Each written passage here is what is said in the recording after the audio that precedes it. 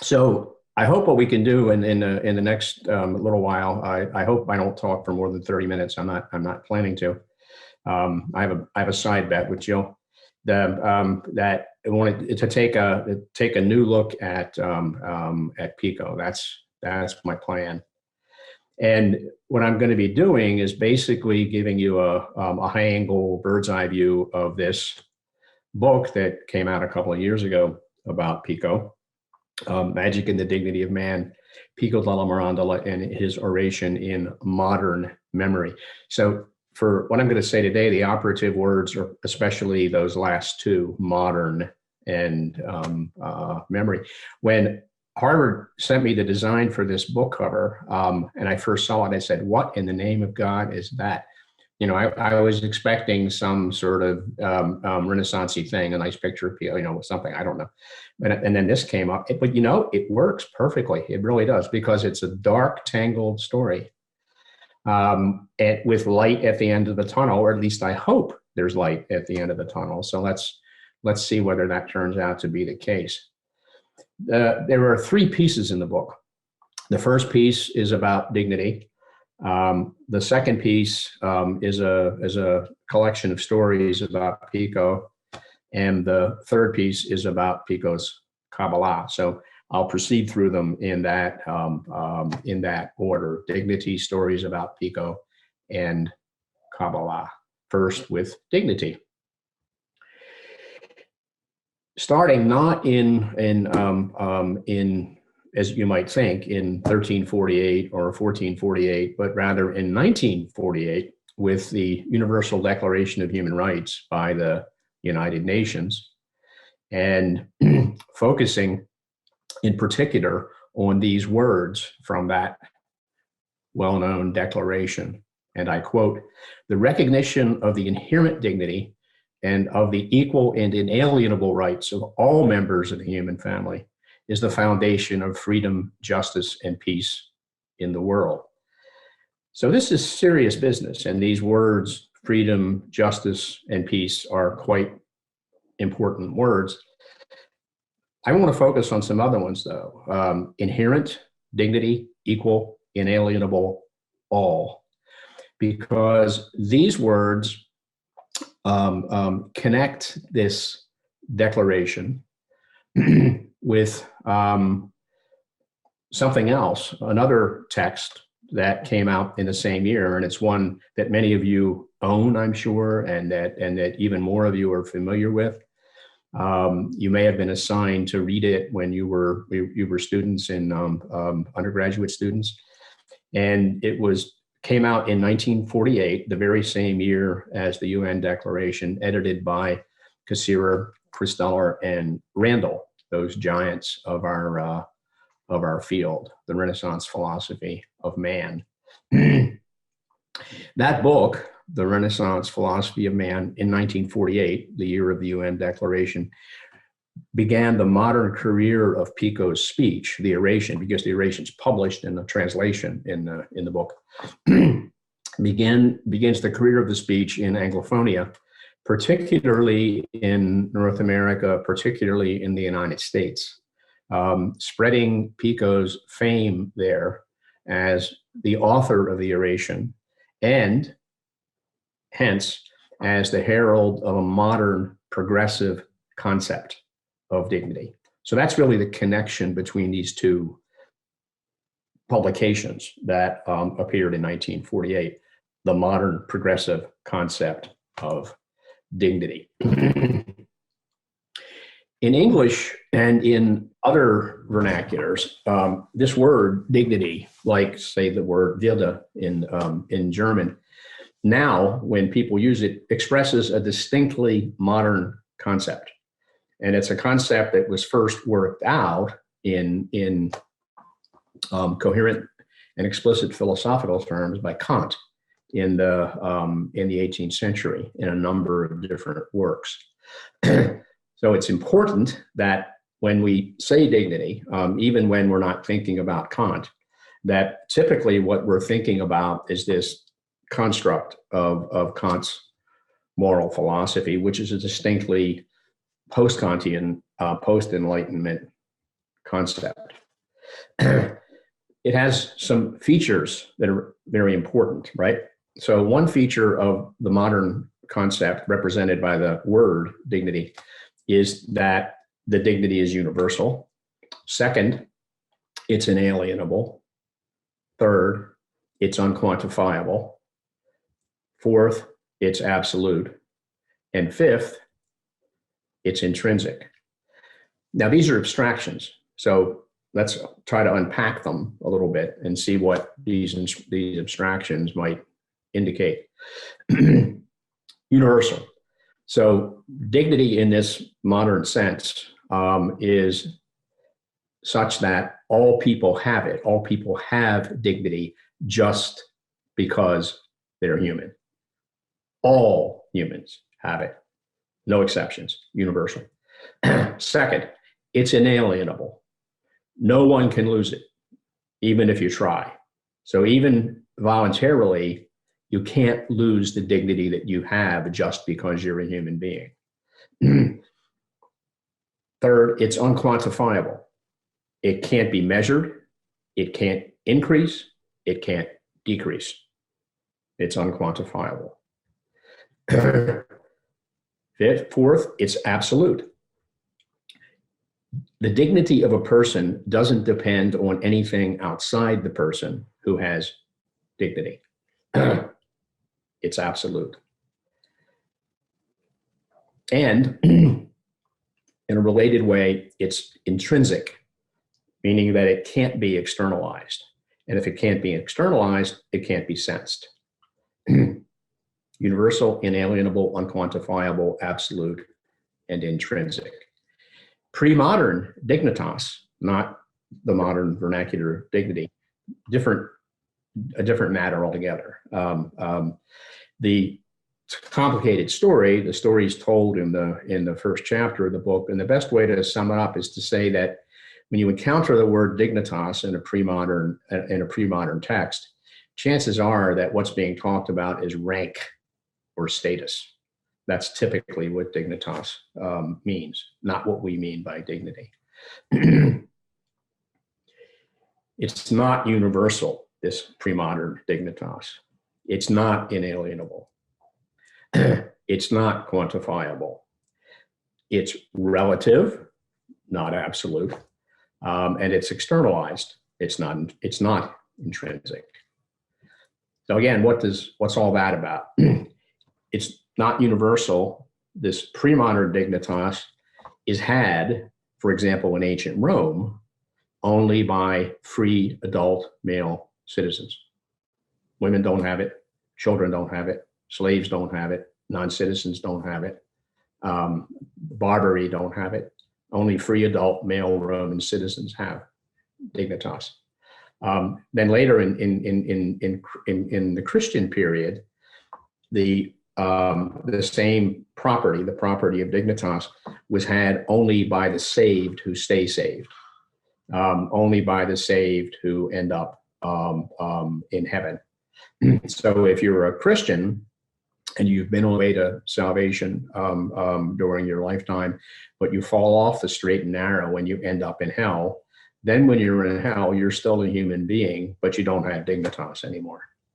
So not all humans have dignitas in this context. It's not inalienable. It can be lost and it can be regained. So for example, if you're a citizen and you become enslaved, you have the bad luck to have that happen to you, then you don't have your dignity anymore. But if you lose your dignity in certain circumstances, you can get it back. Sinners can lose the dignity that they had when they weren't sinners. Quantifiable, this pre-modern dignitas. As dignitas as rank can be higher rank or it can be lower rank. Dignitas as status, you can have more status and you can have less status. It's relative. Why? Well, it's because the rank and status are bestowed by others. You can't get dignitas on your own. It's something that has to be transactional. You have to acquire it from your human environment, from other people. And it's extrinsic. There are signs of rank and status. These are external signs. So Cicero, for example, thought that an important sign of his status before his exile was the house he owned. Because of his exile, he lost the house. And he says when he lost the house, he lost his dignitas. And then when he came back, he got a pretty good house and he got his dignitas back. So then there are lots of other external signs of rank and status. Now, there were students of this pre-modern dignitas in Pico's time, shortly before Pico was born. Antonio de Barga wrote a little text about dignitas in 1447, and then Bartolomeo Faccio wrote one a few years later in 1450, and then the most famous one was written by Gianazzo Minetti published by him in 1452. And one person who did not join this conversation that started with Barga and went through Faccio was Giovanni Pico. He simply wasn't involved in this conversation. Could have been, but he wasn't. No Pico involved in these particular exchanges of literary analysis, philosophical analysis of dignitas. In Pico's oration, there might have been signs of this earlier literature. So if you read de Barga, Faccio, Minetti, particularly Minetti, there are various philosophical moves made in the accounts of dignitas. There are various kinds of language used. There are references to a particular array of sources. You don't get any of that in Pico's oration because he's not interested in it. It's not his topic in the oration. In fact, the word dignitas is used only twice in the oration. And when it's used, it doesn't belong to humans. It's used in other ways. So that's, in a nutshell, my account of dignity. It's a lot more complicated than that, but that's the Reader's Digest version, so to speak. So on to stories about Pico. And those are many and complicated as well, even more so. So if you read the stories about Pico over 5 centuries, and I read a lot of them, what you get told about mainly is Pico's work as a critic of astrology. There's a lot of that. And then you get Pico's work as the inventor, the creator of Christian Kabbalah. But above all, what you get are stories of Pico's story. You get recounting after recounting after recounting of Pico's life. Why? Well, because he was sort of a Mozart for philosophy or philology. He was this young genius who died young. And it's too bad, because what he could have done if he had only lived on, but he didn't. The life is short enough to be to fit into stories that can be told quickly. And it's got a nice pattern to it, particularly in the one that survived, the one that was written by his nephew, Gian Francesco. So Pico's life, his work as creator of Kabbalah, Christian Kabbalah, his criticisms of astrology, that's what you get about Pico. What you don't get is much interest in the oration.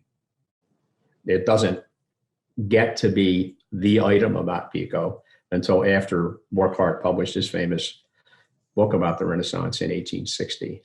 And you really don't get much of it even then until the 20th century. And in the 20th century, the architects of this version of Pico were Cassirer and Guérin and Gentile and Christeller. 2 of them, of course, Cassirer and Christeller being co-authors of the Renaissance philosophy of man. That's no accident. So again, if you try to track over the centuries Pico's fame, there is something to track. He was a famous person after he died. He wasn't ever quite as famous as he became in the 20th century, but he was famous. And his fame was about these things, about astrology, about Kabbalah, and about his own biography. Many of the stories told about Pico over these centuries were quite negative stories.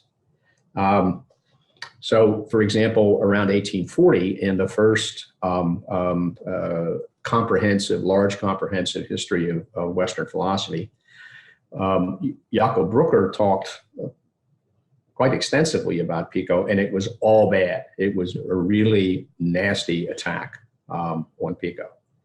And then in 1756, a little bit later, Voltaire did the same thing in a much wittier way and in shorter compass in his widely read essay on customs, L'Essai sur les mœurs. And these became the platform for Pico's reputation from then until Burckhardt. And during that period, his reputation was almost entirely negative. People were not happy with him, with one really important exception that I'll talk about. And what Pico was derided for during this period was something it's hard to translate into English. What he was derided for was Schwärmerei, which is fatuous, delusional religiosity. When that word, which Kant analyzed in some detail, when that word gets rendered in English, it's usually translated as enthusiasm. But enthusiasm doesn't really do the job. It's not only because what's usually meant in enthusiasm is what you have when you go to a football game. It's because enthusiasm, even in the negative sense, it's a kind of attenuated notion, whereas Schwärmerei is really nasty. If you call somebody a Schwärmer, it's a big insult. What you're saying is this person is fatuously delusional about religion. Now, assuming you're using the word in a particular context where religion matters. So some of these nasty stories about Pico were, in fact, most of them were dropped in the 20th century. You only get happy stories about Pico in the 20th century. Voltaire and Brooker, for example, despite their enormous influence, were mostly ignored. The first person I ever actually heard, not read, but heard talk about Brooker on Pico was Charles Schmidt. Is the first person I ever heard mention Brooker on Pico. One person who was completely forgotten in all this is Riccardo Bartoli.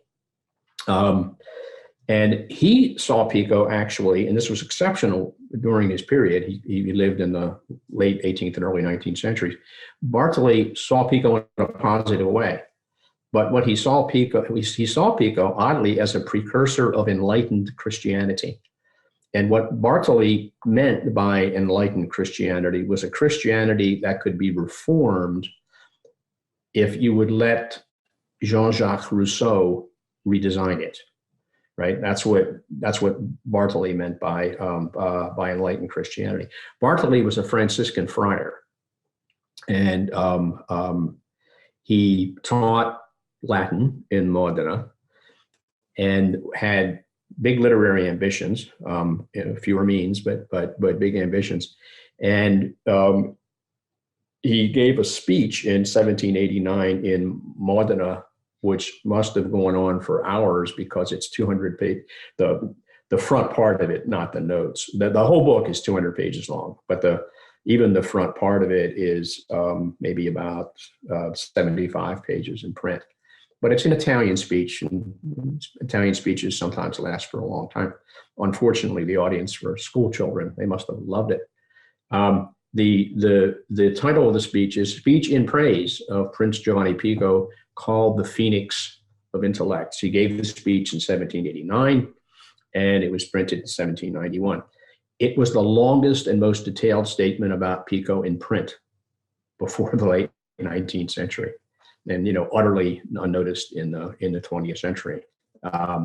Why? Well, because it didn't fit the script. The Pico's admirers in the 20th century, Cassirer and the people who followed him, didn't think of Pico as an advocate of reformed Christianity what reform meant was enlightenment reform a la Rousseau. But that's what Bartoli was thinking about.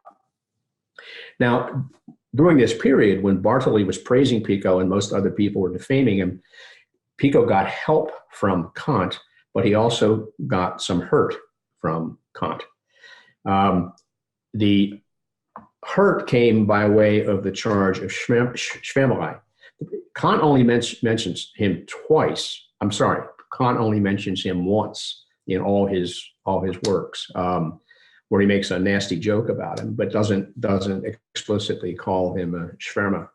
But he did spend a lot of effort and time to build the concept of Schwärmer as a proper philosophical concept with real philosophical grounding. He does this mainly in his later work on anthropology. And other people pick this up, and when they call Pico a Schwärmer, what they're talking about is what Kant meant by a Schwärmer. Likewise, when people attribute the idea of dignity to Pico, what they mean is what Kant meant by Würde, what Kant meant by dignity. So Kant helped Pico with dignity, but he hurt Pico with Schwärmerei. There were a series of Pico Fests that started with Bartoli in Modena in 1789. The event at which Bartoli gave his talk in 1789 was a big public event. It was an audience of school children, but it was also a big civic happening in Modena in 1789. So that we can think of that as Pico Fest 1.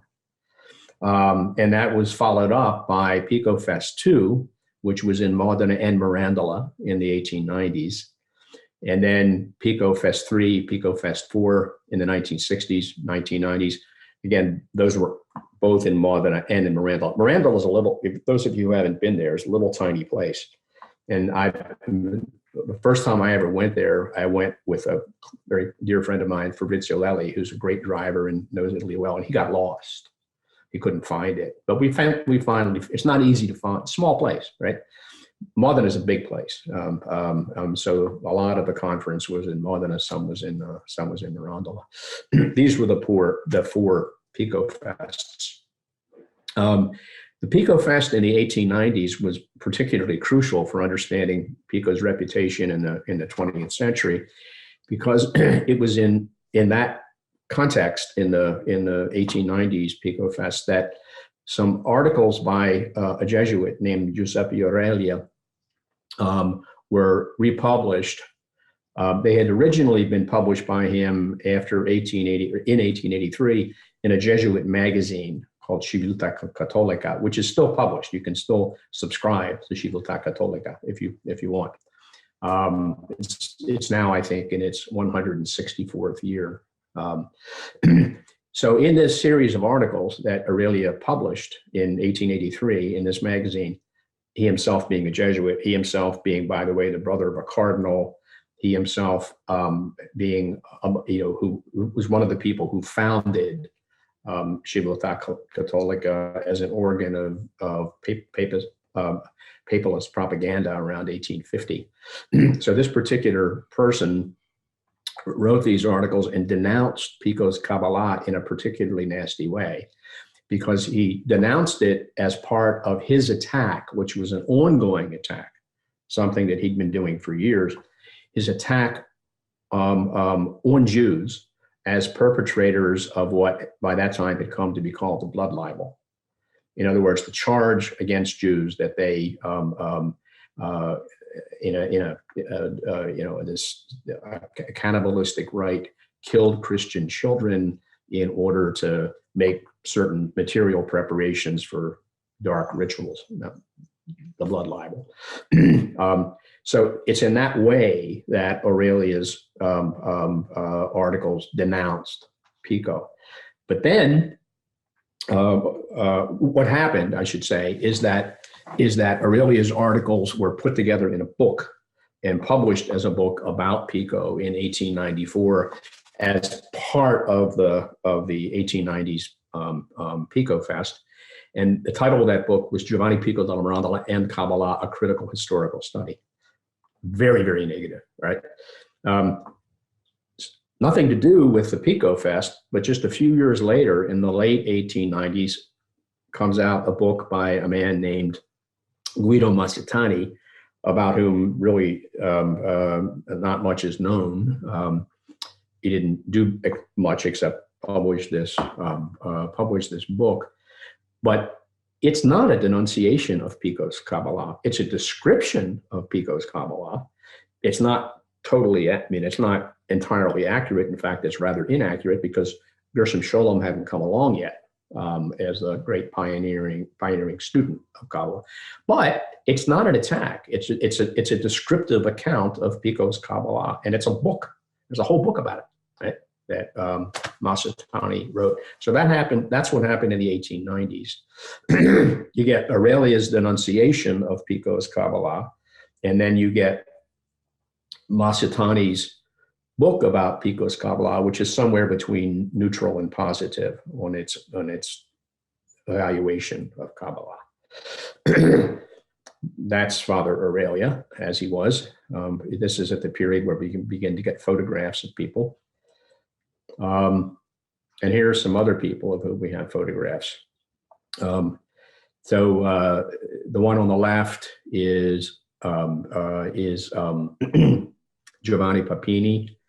The one on the right is Giovanni Gentile, and the one in the middle is Eugenio Garan.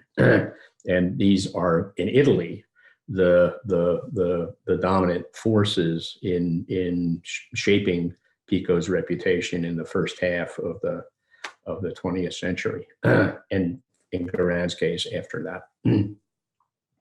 So Pico's oration was canonized in a famous article by Gentile in Italy in 1916. And that article was often republished and reprinted afterward. People still read it today. Gentile, who was the greatest philosopher of his time in Italy, and actually quite a brilliant philosopher. Many people would regard his philosophy as not sound, but they're generally people who don't like Hegelian idealism, and Gentile was a Hegelian idealist. He became a fascist after 1922 and continued to write a lot of history. He wrote as much history as he did philosophy. His collected works in the Edizione Nazionale filled 50 volumes. So this was a prolific man, right? He wrote a lot. He ignored Kabbalah. Fascist after 1922, ignored Kabbalah. I think those things may have something to do with one another. Gentile became Garan's patron in the late 1930s. And Papini, Giovanni Papini became the charter director of the Istituto Nazionale di Studi sul Rinascimento in 1937. Now Papini was a character. I mean, he was a really, really interesting character to write about. He was a journalist. He was an intellectual. He wasn't educated. He had no university education, but he was absolutely brilliant and absolutely prolific. So he, in the early part of his career, what he did was to publish in these little magazines like Leonardo, La Voce, La Cerba, in which Italian intellectuals had ceaseless battles with one another. I mean, that was his character. And because of that, he became very well known, and then astonished everybody by in the early 1920s by converting to Christianity. So he had been a Christian, of course, in the sense that he was born in Italy and he was baptized, but he was hostile to Christianity until he converted. And the locus of his conversion was a book that he wrote about. It's basically a biography of Jesus. He also wrote an autobiography called A Spent Man, Un Uomo Finito, in which he lays out his own story. So all that was behind him when not Gentile, but another fascist whose name was Kraye, appointed Papini the first director of the Istituto in 1937, the charter director. And Papini remained the director of the Institute for many years. By the time Papini was appointed, the reason Bottai didn't appoint him was that by that time, Gentile had lost power. He hadn't lost office, but he had lost power. Fascists were ignoring, the powerful fascists were ignoring him by that time. His story is a very complicated story, as many of you know. For example, he helped Christeller get out of Italy, and he helped other scholars, Jewish scholars, who would have died, no doubt, if he hadn't have helped them get out of Italy. But he did. But he never renounced fascism. In fact, he quite explicitly didn't ever renounce fascism. Was assassinated in 1944. He became, as I had said, Gentile became Garan's patron in the late 1930s, and then Papini became the director of the Institute in around the same time. And later than that, between 1937 and all through the war, Garan worked with Papini in the Istituto. So those relationships are, I think, quite important for Pico's story. Garan's Pico book was published in 1937. That's when the racial laws were promulgated in Italy. The book was never revised or never republished. And the book describes Kabbalah. In fact, there are 2 chapters on Kabbalah in Garan's book, but slights it, dismisses it as an important part of Pico's thinking. Now, if you read Garan's 1937 book, what you'll see is that it just doesn't have much of a philosophical framework at all in a strong sense. People in the United States, and I think this is true generally in the Anglophone world, think of Garan, when they think of him at all, primarily as an historian, maybe the great historian with Christeller of Renaissance philosophy. However, as many of you know, both Garan and Christeller, in terms of their strict academic identity, were philosophers. And unlike Christeller, Gentile wrote a lot of philosophy Garan wrote a lot of philosophy that wasn't historical at all. And in that way, in the 1930s, from a philosophical point of view, if you look at Garan's book, its philosophical framework, which is a pretty thin framework, it has to be said, was Gentile's philosophy. And it wasn't surprising, because Gentile was Garan's patron in the late 1930s. Gentile was assassinated in 1944 when fascism was falling in Italy. And then in 1945, Sartre gave his famous lecture in October 1945 in Paris on existentialism. And this was, new doors opened all over Europe, philosophically speaking, because of what Sartre did, and also not just philosophically, but also in the literary world as well. Then in Italy, not quite as important in the rest of the world yet, but in Italy, very important. Gramsci's prison notebooks were published in 1947, and then Garan broke publicly with Gentile in the early 50s, in the wake of these events. And by 1968, he had found Sartre's ideas in Pico's oration. So if you look at the 1937 book, what you get in terms of a philosophical framework is Gentile's philosophy, which is usually known as actualism, and which was the house philosophy of the fascist party in Italy. Then if you look at Garan's statements about Pico in the 60s, what you see is that Pico's a kind of proto-existentialist, which is just not, I think, in any way philosophically conceivable for lots and lots of reasons. But that's what Garan said. So those are some stories about Pico. Finally, Kabbalah.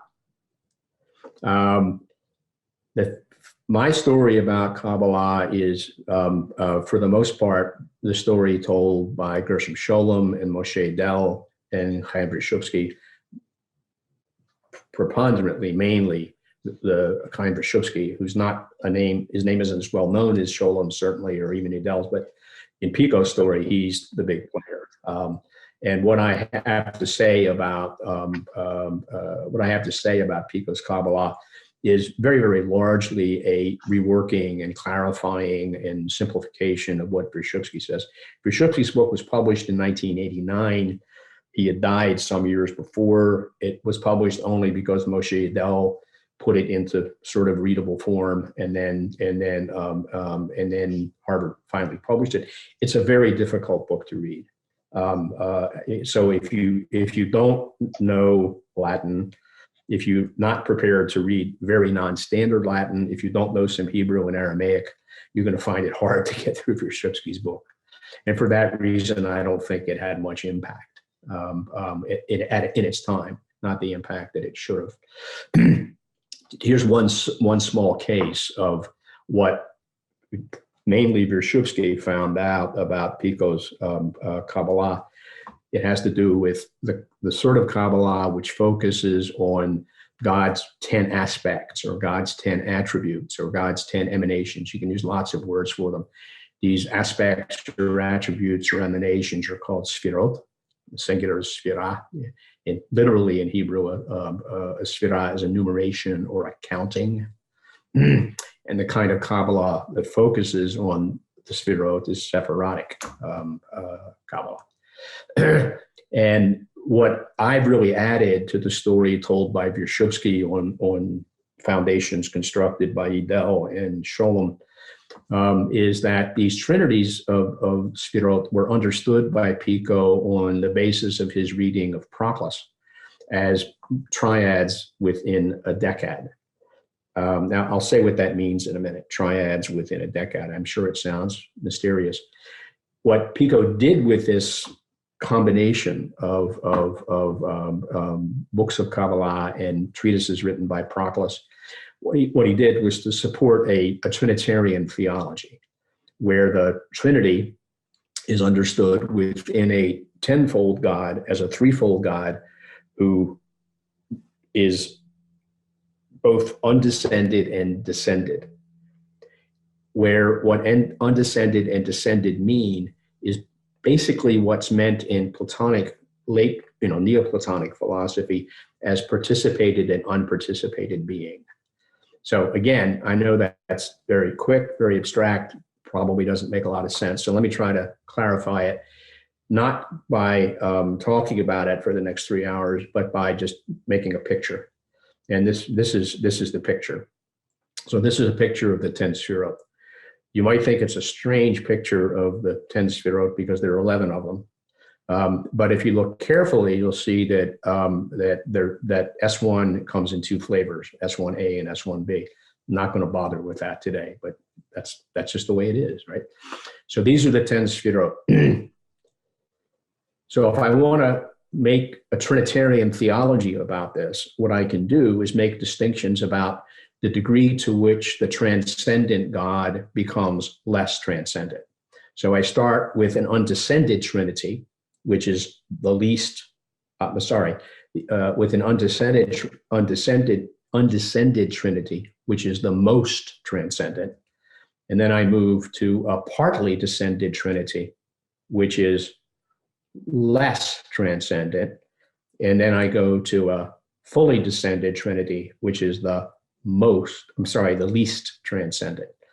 Where again, this notion of descent is like the notion of participation or non-participation in Proclus's Platonic metaphysics. Methexis is the word that Plato used for it. All of this in Pico's presentation of it is not just esoteric, it's aggressively esoteric. Aggressively esoteric. What I mean by aggressive, I'll give you an example of what I mean by aggressively esoteric. So if you read the oration, one thing you might do, and which people have rarely done, is to read the oration as what Pico meant it to be, which was an introduction to the 900 conclusions, right? And so especially in the latter part of the speech, he talks about what he's going to say in the 900 conclusions. And he mentions the various people that he talks about. So he mentions Averroes, and he mentions Aquinas, and he mentions Scotus, and he mentions Aristotle, and and he mentions lots and lots of authorities. He mentions Proclus. Some of these authorities he mentions more than once and has quite substantial things to say about them. For example, Iamblichus has quite a lot to say about Iamblichus, has quite a lot to say about Thomas Aquinas. But he doesn't have anything at all to say about it. He mentions Proclus's name once, but really doesn't say anything about him, just ignores him. If you read the conclusions fall into two batches. A first batch of 400 and a second batch of about 500. And the first batch of 400 gets connected with a number of different authorities: Albertus Magnus, Thomas Aquinas, John Duns Scotus, Averroes, Avicenna, et cetera, et cetera, et cetera, Pythagoras. One of these authorities is Proclus. There are 55 theses on Proclus in the first 400. That's more than any other figure. More than Aquinas, more than Averroes, more than any of them, 55 theses. But his name only comes up once in the oration. Why? Even though the oration is an introduction to the conclusion, it's because Pico means to keep it secret. That's what he's doing. So what you get in the oration and what you get in the conclusions are secrets about secrets, and you get mysteries that are mystified on purpose. The oration is not only esoteric in this way, it's also the case that Pico makes his esoteric method explicit in the oration. He tells you in the oration, in words, he says, look, the most important things that I have to say, I'm not going to say to you. And the reason I'm not going to say them to you, is because they're the most important. So he's explicit about the esoteric character of his writing in the oration. His Kabbalah comes in two types. One type we could call Theosophical, and he learned it from a medieval Kabbalist named Menachem Rekanati. And another type can be called ecstatic, and he learned that from another medieval Kabbalist named Abraham Abulafia. The Theosophical kind is hermeneutic. In other words, it's a way of reading texts. The texts in question are the Torah and the Talmud. And the other kind, the ecstatic kind, is experiential. Both these types of Kabbalah are types of worship. What's going on is fundamentally worship. So if I'm a Kabbalist and what I'm doing is I'm reading the Talmud, I'm reading the Torah in a Kabbalist way, what I'm doing is I'm praying, I'm worshiping. I'm interpreting the text, right? But I'm also worshiping. The same for the experiential worship. I'm having experiences. In fact, I'm causing myself to have experiences by doing various things. Trance experiences, for example, out-of-body experiences. But I'm doing that as an act of worship in both cases. In one case, the worship is hermeneutic. In the other case, the worship is experiential. So these two types of Kabbalah, Theosophical and ecstatic, Pico, for these, found analogs in what he and Ficino called the Priscotologia, the ancient theology. So the analogy for Theosophical, the analog for Theosophical Kabbalah was the poetic theology. And the analog for ecstatic Kabbalah was mystical ascent, in the Christian sense of mystical ascent. His primary sources for this Theosophical analog of that kind of Kabbalah were the Chaldean oracles and the Orphica, and his primary sources for ecstatic Kabbalah in a Christian way, where the Areopagites is just one source in this case, the Areopagites mystical theology. There is no role at all, none, zero, absolutely none, zippo, for the Hermetica in any of this. It's just not there.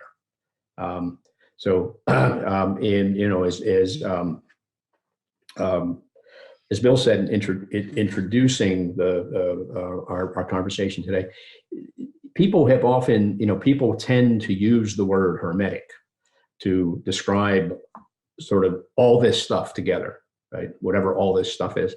And we know why that happened. It happened because of the great Frances Yates, right? I'm not using the word great ironically. I genuinely mean that. She was a great person, one of the great forces in late 20th century scholarship. But she was wrong about some things, and she was wrong about this one. There just isn't any Hermetica in this at all. There isn't. It's none. Zippo. Zero. Abulafia's ecstatic Kabbalah, which is an experiential Kabbalah, from Pico's point of view, was like the Areopagites' Christian mysticism. They're both acts of worship. They both require a certain understanding of how things are in the world and in the universe, how God is. But their understandings need this experiential dimension. And where they both go, both Abulafia's project and the Areopagites project, where they both go is to self-abnegation, self-annihilation. The explicit goal, not just the accidental or happen to work out that way goal, but the explicit goal is extinction of the self as a consequence of union with God, extinction of the self. It's the goal. It's what you're trying to do.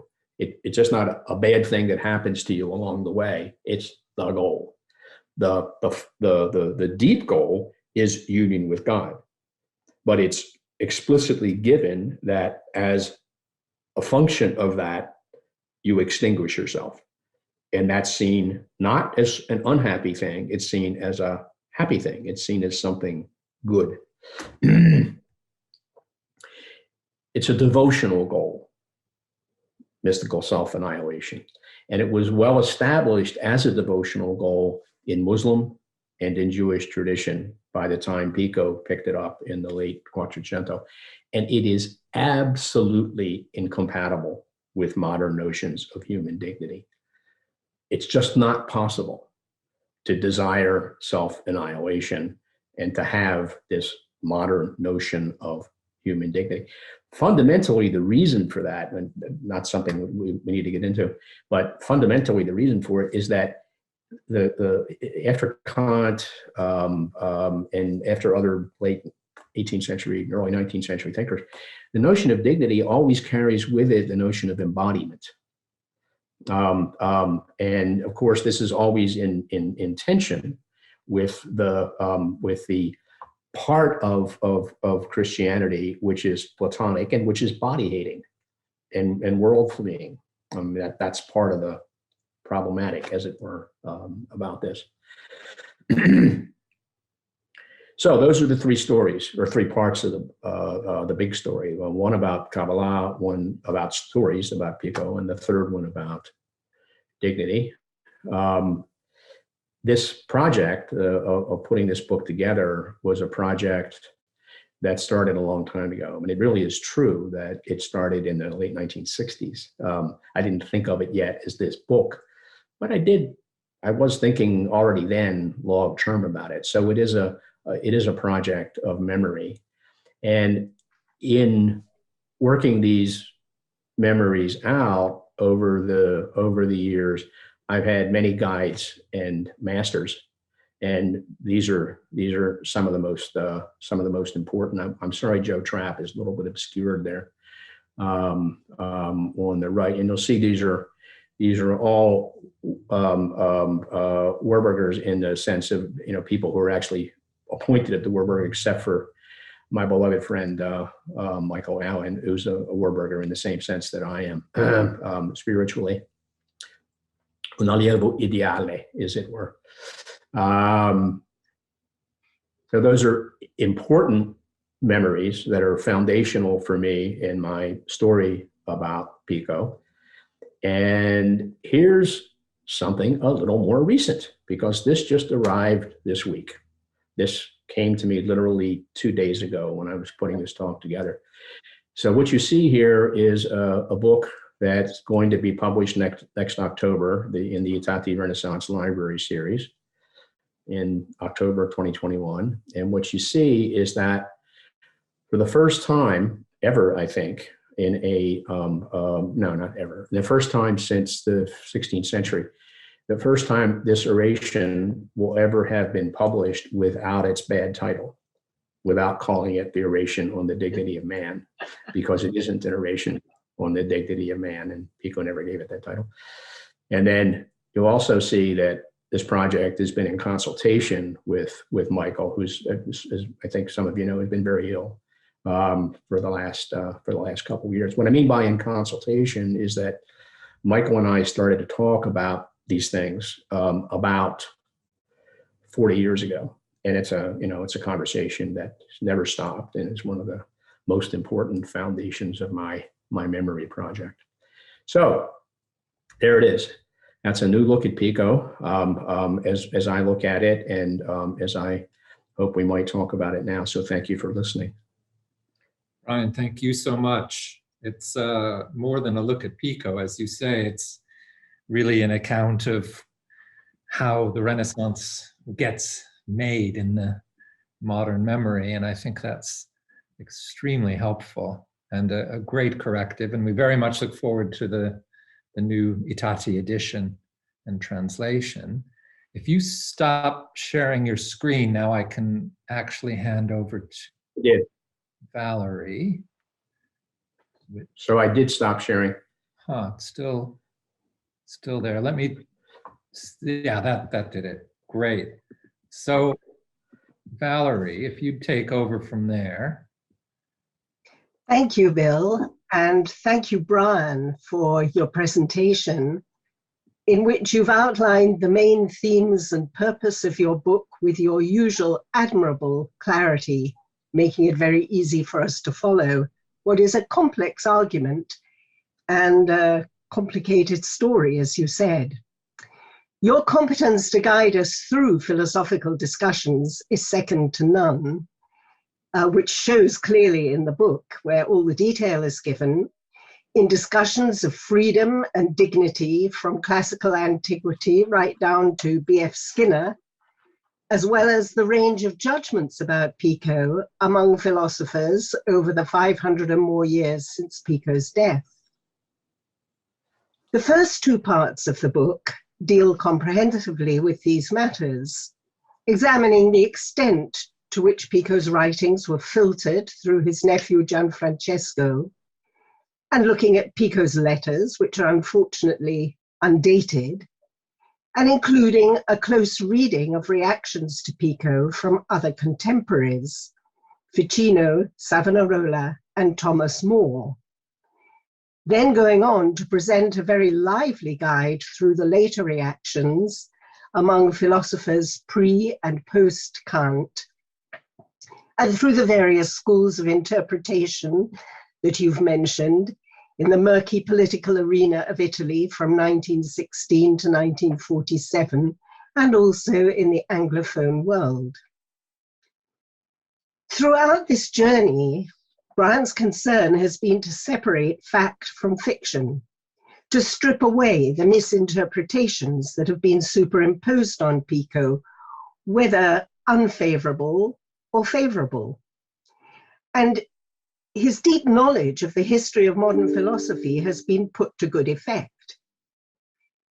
Brian also has a secure foundation in the numerous ancient schools of thought on which Pico drew: Plato, Aristotle, Christian thinkers, as well as the more esoteric strands of Zoroaster and Kabbalah, and without neglecting Pico's important grounding in scholastic debates at the University of Paris. In fact, Pico was so rooted in the idea of disputation, which he had enjoyed in Paris, and then also found was part of the tradition among the Jewish scholars from whom he learned. Brian's ability to handle the issues raised by Kabbalah is impressive. And he mentioned how this was first explored by Chaim Wierzbowski and since then by several others, Gershom Scholem, Moshe Idel, and Fabrizio Lelli. But it's Brian who has spelled out in detail its significance for Pico. And the Sephirot are central to this. And he shows how they provide a structure for some of Pico's most creative thinking. Brian is, however, rather reticent when it comes to characterizing Pico's thinking, and not without good reason. In the third section, he offers an outline or structure for the oration as a whole, which he says modestly may or may not show how he was thinking. Brian's modesty alludes partly to the difficulty in uncovering Pico's hidden messages in this deliberately mystifying work. But it's also partly a measure of Brian's own scrupulous caution as a scholar, and partly perhaps a confession that Pico remains inscrutable, erratic, unpredictable. We catch a hint of that in one of Ficino's letters, which Brian quotes. Ficino said, "For in age, Pico was a son to me, in friendship a brother, and in affection none other than my second self. He would toil at 3 things every day: the harmonization of Aristotle with Plato, expositions of the sacred scriptures, refutations of the astrologers. All these were argued with as much fluency as precision, but however brilliant in style, they were obscured by such strange and illegible handwriting that they could scarcely be read, even by him. And so they have not yet been completed or revised by him, nor can others copy them out, unless they happen to be seers." There are other hints in Ficino's writings of Pico's unreliability, yet he clearly held him in affection and penned a kind epitaph when he died. He said, "The high priests all too rarely grant a glimpse of the more secret mysteries and straightway hide them again. In the same way, God granted to mortals the divine philosopher Giovanni Pico della Mirandola, and hid him from our eyes at the early age of 30. He was actually 31, but a lot of people have mistaken his age. Now, this third section of Brian's book consists mainly of a close reading of the oration. He offers a new translation of it, even before the one that's coming out in October, and that draws on his many years of engagement with it to produce a version which I found to be distinguished by compelling clarity of expression. And it convinced me, at least, despite his disclaimer, that he has in fact come very close to understanding how Pico thought. Yes, the inviting imagery of Pico's introductory section does seem to be in a very different vein from the rest of the work. Pico was misled by Flavius Mithridates in his understanding of certain texts, and yes, he was extraordinarily unfettered in the ambitions expressed towards the end of the oration, as well as in his behavior. I think Brian is right to place the emphasis on 2 things in particular. First, Pico's absolute fascination with the secrets of Kabbalah, however he understood them. And secondly, his determination to find and lead others to a complete annihilation of the self in union with the Godhead, understood in a deeply Christian way. But I'd love to press Brian further on the significance of that. How would he now assess him as a thinker, as a philosopher? How does Pico compare with those around him? How should we teach him to new generations of students? I might even ask what view Brian has formed of Pico as a person, but perhaps that is less relevant to academic debate. One thing further that I did notice while considering Pico's yearnings for being taken into that supreme union, as Brian presents them, was that some of the wording reminded me of Ficino's lectures on St. Paul, written 3 years after Pico died. And I now wonder whether this is partly in response to points Pico had made. It's an interesting new thought. Ficino is advocating there an ascent to and through the angelic realms, but with a different emphasis from his late friend, one that does not attempt to cut off the flow of love by which the world is maintained.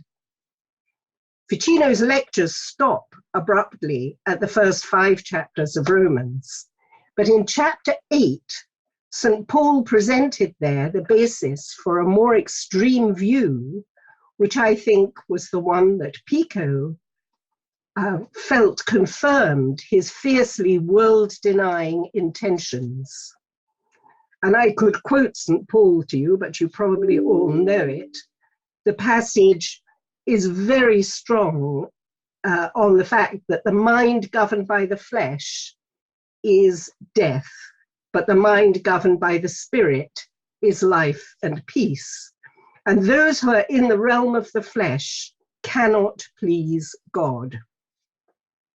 Now, this is modified in subsequent verses in St. Paul's epistle to the Romans, but Pico really does seem to have been driven by the more negative expressions of that early part. Brian reminds us that when Pico died, Savonarola announced through prophetic vision that the young prince was now in purgatory, not heaven. And Gianfrancesco endorsed that pronouncement. Both judged Pico to have failed in his duty to embrace the Dominican life that had been set before him. What Brian has given us is a more sympathetic judgment about failure and striving. Moreover, through his translation of the oration, it is easy to catch the flavor of Pico's enthusiasm.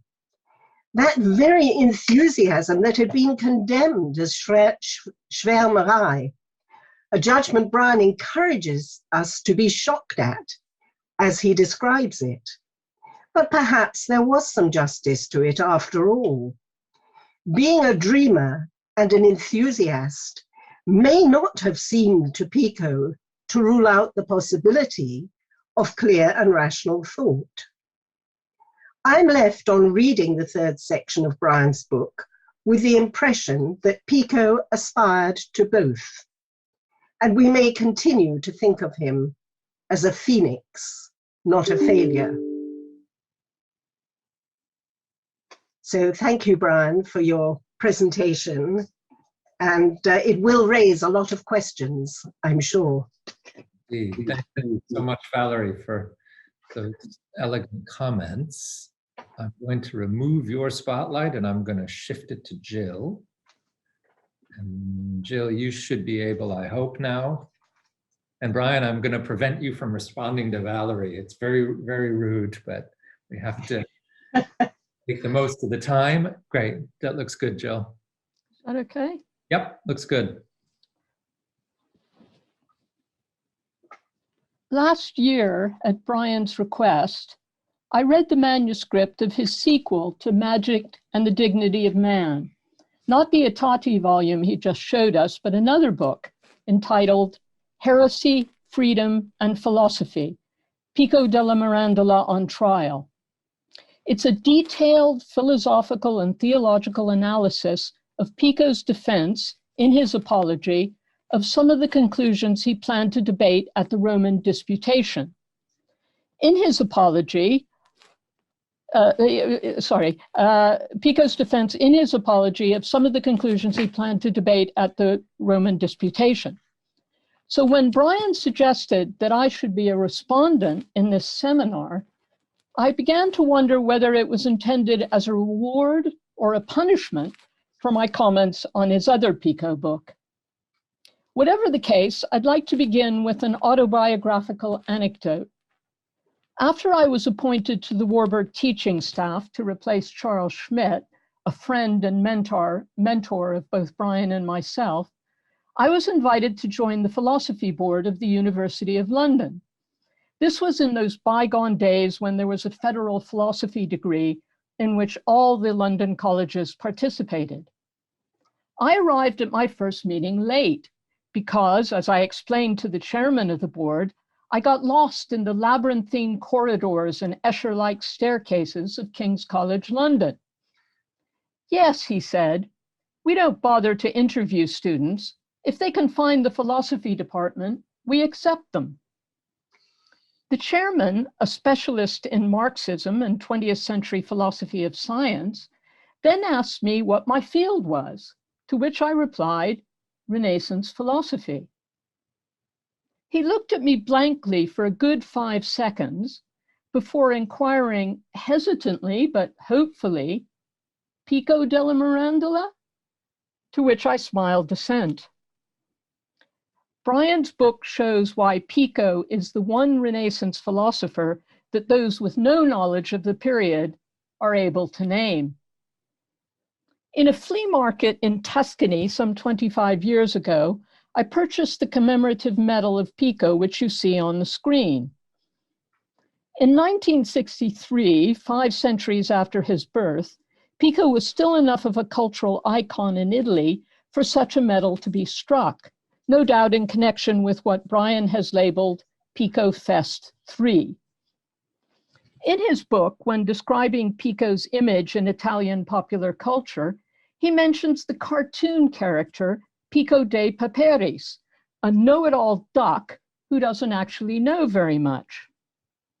Another side, however, of Pico's reputation in modern-day Italy is that a person with a prodigious memory is sometimes called, especially in newspapers, a Pico della Mirandola. Giordano Bruno, famed for his mastery of the art of memory, would seem a more obvious choice, but then he was burned at the stake by the Roman Inquisition, whereas Pico, even though some of his conclusions were condemned as heretical, escaped a similar fate through the good offices of Lorenzo de' Medici. Brian spends 450 pages plus an additional 200 pages of appendices, notes, and bibliography telling the story of how Pico and his oration eventually came to occupy a special place in modern memory, and then setting the record straight. Contrary to the view attributed to Callimachus, mega biblion, mega kakon, big book, big evil, the volume is as enjoyable to read as it is erudite. Interspersed among analyses of philosophers, historians of philosophy, intellectual historians, cultural critics, and textbook writers are entertaining interludes in which we learn, for instance, of Max Beerbohm's spoof verse tragedy Savonarola about Florence in the 1490s, with its amusing stage directions, such as enter Boccaccio, Cellini, and many others, making remarks highly characteristic of themselves. And perhaps the best ever stage direction, topping even Exit Pursued by a Bear, re-enter Guelphs and Ghibellines, fighting. As we heard this evening, the central tenet of Brian's book is that Pico promoted not a belief in the dignity of man, but instead a mysticism based on a more secret theology known to the Jews. There is no more informative or reliable guide to the recondite intricacies of Kabbalah than Brian, a Jesuit-educated Gentile whose knowledge of early modern Hebraica once earned him the title, as he proudly told me, the Shabbos Goy of the scientific revolution.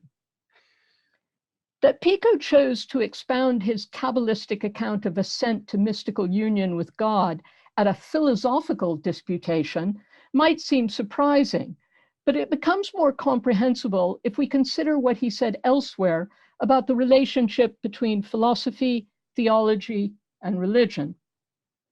In a letter not quoted by Brian, unless I missed it, to the Venetian printer and publisher Aldus Manutius of 1490, 4 years after not delivering his oration, Pico wrote, There is no philosophy that calls us away from the truth of the mysteries. The truth is sought by philosophy, found by theology, and possessed by religion. What remains puzzling, nevertheless, is why Pico explicitly expressed the pathway to mystical ascent in such an opaque, mystifying, and aggressively esoteric manner that it has taken over 500 years for the speech to be fully decoded. Like Maimonides, Pico adopted, by God's command, the method of secrecy and concealment. But the oration was not meant to be read in seclusion by a few adepts capable of fathoming its meaning. Instead, it was supposed to be what we would nowadays call a keynote address for the international audience which Pico invited, all expenses paid, to his disputation. In the Renaissance, orations which opened events and which often circulated afterwards in manuscript or print were occasions for deploying the techniques of rhetorical persuasion to convey a message, however banal or profound it might be.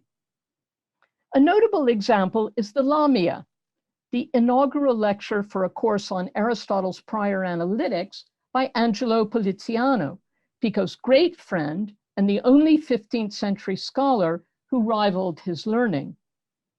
In the Lamia, which is obscure and difficult in places, Poliziano drew on many Greek works unfamiliar to his listeners, just as Pico drew on Hebrew works unknown to his intended audience. Yet, in contrast to the oration, no one then or now has been in any doubt as to Poliziano's message.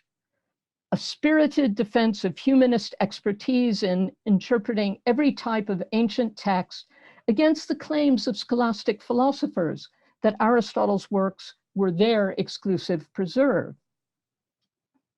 So why did Pico, in a speech written for what he anticipated would be a large audience and probably a much larger readership, why did he set out an escape route from the human condition via ascent to mystical union with the divinity, which virtually no listener or reader would be able to comprehend, let alone embark on? Since, as Brian has demonstrated, he kept most of the roadmap to himself and deliberately invited misunderstanding rather than understanding. Thank you.